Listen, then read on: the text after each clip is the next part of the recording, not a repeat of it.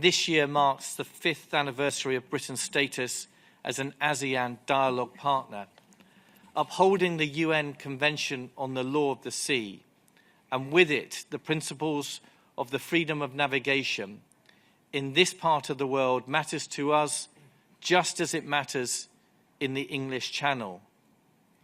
That is why Royal Navy ships exercise the right of freedom of navigation, including in the Taiwan Strait and the South China Sea.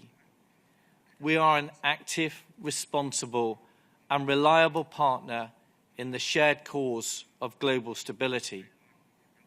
That is also why the British government has chosen to deploy the aircraft carrier HMS Prince of Wales to the Indo-Pacific this year.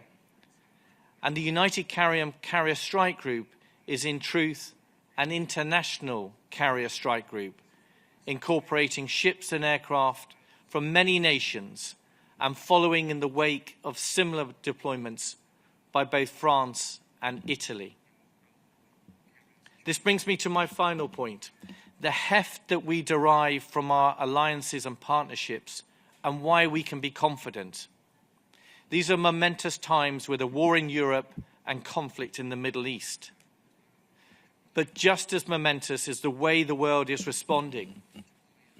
Europe is stepping up.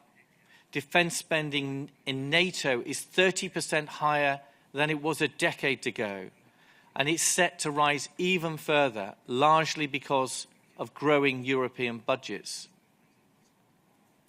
The woeful experience of Russian forces in Ukraine and the Black Sea, and in the court of international opinion, is a salutary lesson for any nation that is tempted to view the use of force as a means to achieving nationalistic political ends.